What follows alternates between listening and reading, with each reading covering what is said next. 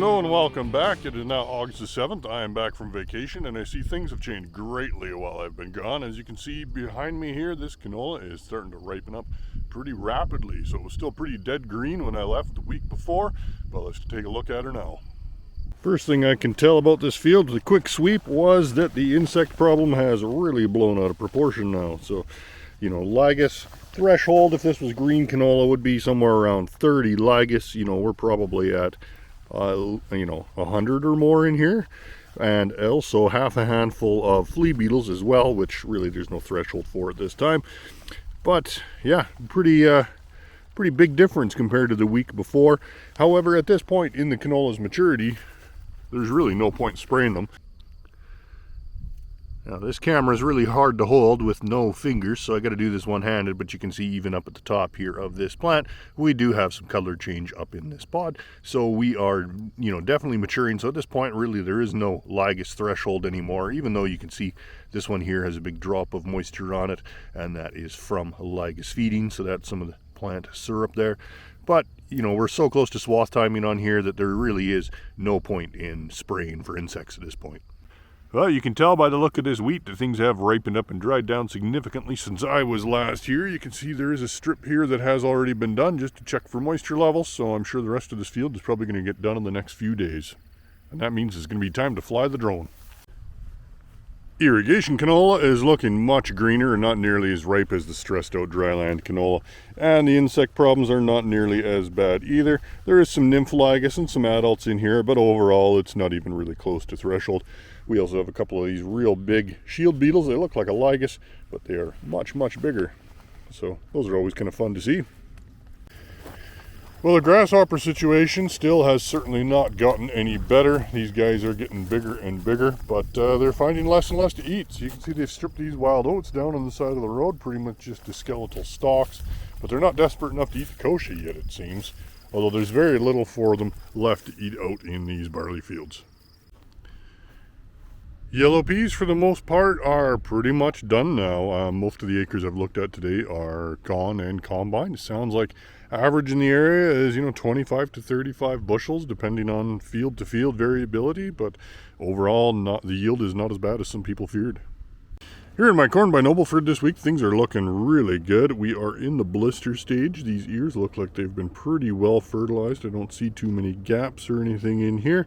So things are looking good. We just need some time for these guys to fill out before they hit milk stage. Well, here's another canola field. This one is a relatively late one, and you can see on some of these pods here, you can see all this glistening liquid and sap, and that is all from Lygus feeding. So when you walk into this field, first thing you notice is your legs start to feel sticky, or at least if you wear shorts every day like I do, they do. And you can see when you do 10 sweeps in here, we are way over threshold on Lygus. So we are probably still far enough away from harvest on this that it was going to be likely worthwhile to spray in here. We're definitely at an economic threshold. Well, this irrigated canola field is looking absolutely wonderful. It is starting to mature, however, the bottom pods are just getting firm, and the top ones are still a little bit glassy, so we still have a ways to go.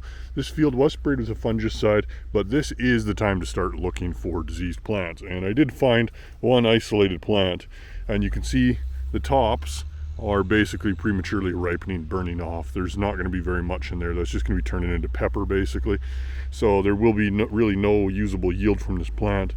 And when we get right down to the bottom, you can see just how rough a condition this guy is in. It looks like it did get infection of Sclerotinia down here at the bottom of the stem. Let's see if I can split it open here.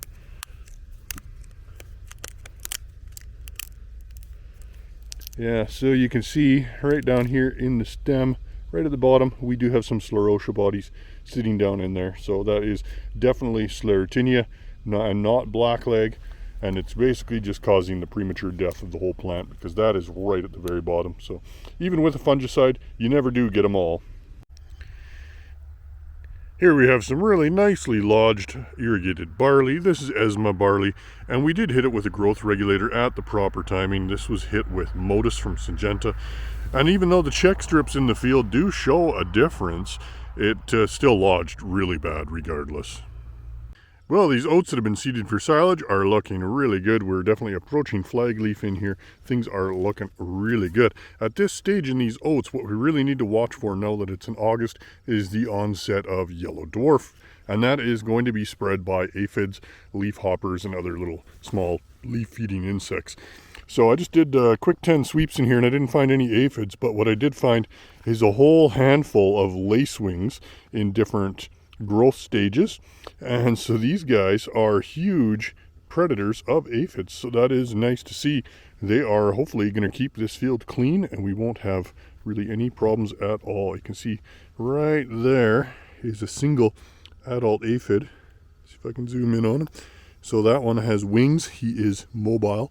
And right beside him you can see some of these lacewings. First indication that you might have yellow dwarf in your oats is going to be you're going to start seeing stunted patches where they're actually even going to potentially get shorter. It's going to kind of really slow down the development of those patches and basically turn them into dwarves. So and then over time they will turn color and sometimes become a bright yellow or orange color. My CP21T3P canola that got hailed out back in June is looking pretty good now. We're just kind of in final bloom. We got really good pod set in here. There's a little bit of aster yellows here and there. Insects for the most part are under control, though there is a little bit of grasshopper damage here and there, just because we are surrounded by grassy headland here. So we are going to see a little bit of grasshopper feeding along the edges. Well, some of this dryland canola down by McGrath is really ripened up in the last week. Last time I was here, there's just the first little hints of color change. Now it's pretty much, a good 90% total color change, including side branches in here. So we're definitely at a good timing in here to do pre-harvest treatment or desiccation with a product like Reglone. But in the case of a lot of these dryland crops with no rain in sight, they will probably ripen up just fine on their own. Well, the forage type peas are finally starting to dry down and mature. The corners have already been combined, but the bulk of the irrigation field is in about this state. So we have still quite a few green pods and plants mixed in, as well as some, pretty heavy green patches here and there. So we're just going to have to be patient, wait a little bit longer in here. There's enough green in here, it's not even really ready to desiccate yet. Well, these hailed out peas down by McGrath are being combined today, so they have been desiccated because there was quite a bit of regrowth. But the pods are dry, peas are in there, although the sample is basically feed grade due to a lot of the damage in here, but we'll see if I can get a little bit of video of that yet. Well, here you can see in the sample over by the bin that the peas vary wildly in size and damage. Some of these peas are quite shriveled and damaged, so it'll be interesting to see what these grade. I imagine they're just going to be going as feed. You can see the grasshoppers are causing some gooing action going on here on the grill on the auger. Well, here we have a very late canola field. This one was seeded a couple weeks behind its others in the area. And as you can see, we have a significant problem with lygus bugs in here right now. So this canola field right now basically has zero color change, which means that the lygus threshold still applies. And as you can see, we are over it probably tenfold. Well, it's Friday here and we're at the grand opening of the pickleball court in Nobleford. AgriPlus was a sponsor of this, so we got some barbecue going, got a bunch of raffles and draws, and it's going to keep me busy for the next hour or two here, and might actually even learn how to play pickleball.